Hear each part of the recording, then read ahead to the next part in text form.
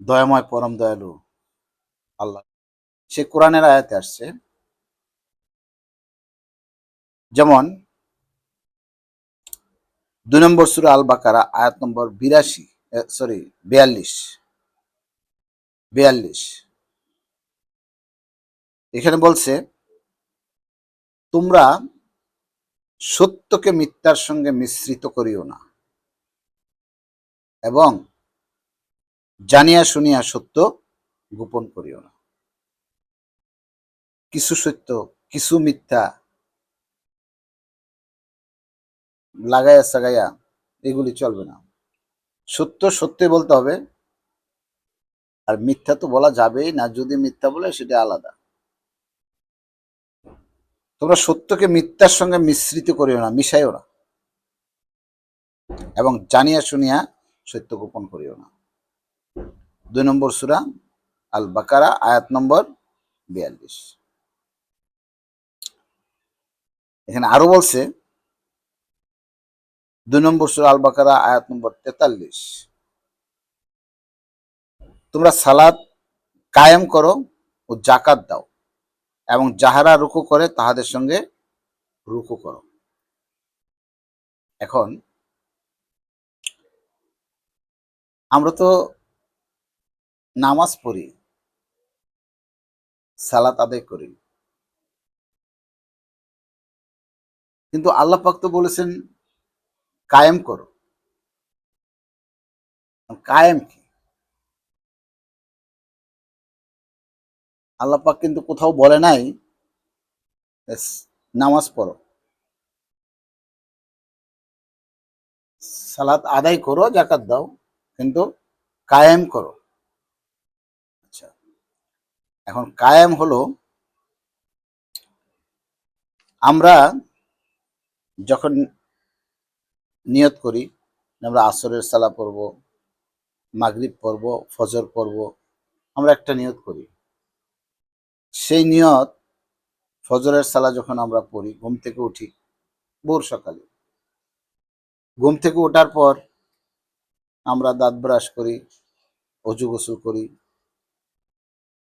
এই যে দাঁত ব্রাশ করি, অজু গোসল করি, ঘুম থেকে উঠলাম, সালাত কায়েম করব ফজরের, আমাদের কায়েম শুরু হয়েছে।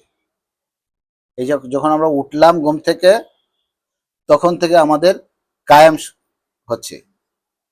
আমরা উঠলাম, দাঁত ব্রাশ করলাম, অজু গোসল করলাম, জামা কাপড় পরলাম, মসজিদের দিকে রওনা হইলাম বাসা থেকে। এই যে হেঁটে হেঁটে আমরা মসজিদে যাচ্ছি, যাইয়া আমরা দাঁড়াইলাম কেবলামুখী হইয়া, লাইন ঠিক করে, এগুলি আমাদের সব সালাত কায়েম। এবং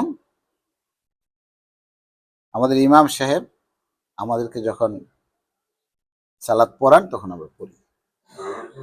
তো শুধু পড়তে গেলে আমাদের অনেক কিছু করতে হয়। এই সালাত পড়ার আগে আমরা সালাতের জন্য যে প্রস্তুতি কাজগুলি করি, ঘুম থেকে উঠার পর থেকে বাথরুমে যাওয়া পর্যন্ত, এই উঠার পর থেকে আমাদের কায়েম হচ্ছে, সালাত কায়েম হচ্ছে হচ্ছে অজু গোসল কায়েম হচ্ছে, হেঁটে যাচ্ছি কায়েম হচ্ছে। কায়েম হলো জোগাড়। এই সবকিছু জোগাড় করে আমরা সালাত পড়ি। যেমন উদাহরণ, আপনার বাসায় একজন মেহমান আসবে, আপনি কি করবেন?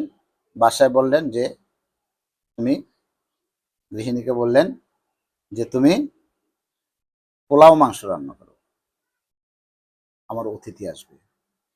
তো পোলাও মাংস রান্না করবেন, তখন আপনার বাজারে যেতে হবে।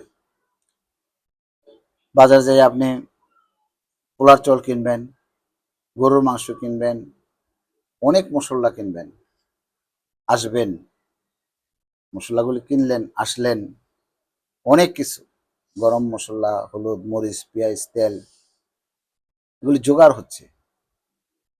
শুধু শুধু কিন্তু এই পোলাও আর মাংস রান্না করতে পারবে না।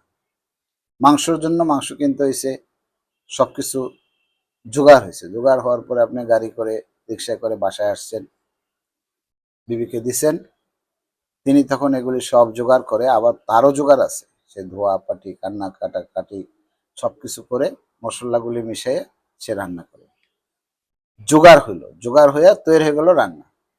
তখন আপনি কি করলেন? মেহমানের সামনে নিয়ে পোলাও মাংস দিলেন। আইটেম হইল কয়টা? দুইটা, পোলাও এবং মাংস। অতীত যখন কোথাও যাবে, যাওয়ার পথে কেউ যদি জিজ্ঞেস করে, ভাই এই যে সাহেবের বাসায় গেছিলাম, কি খাওয়াইলো? ভাই পোলাও মাংস খাওয়াইছি। কিন্তু ভাই পোলাও মাংস তো না, পোলাও মাংসটা অনেক কিছু করে জোগাড় করে তারপরে পোলাও মাংস হয়েছে। তো দ্রুপ আমরা যখন সালাদ কায়েম করি, আমরা আগে কায়েম করি, তারপরে সালাদ করি। এই আমাদের কায়েম, আমরা যে প্রস্তুতিমূলক যে কাজটা করি সেটাই আমাদের কায়েম। আসসালামু আলাইকুম।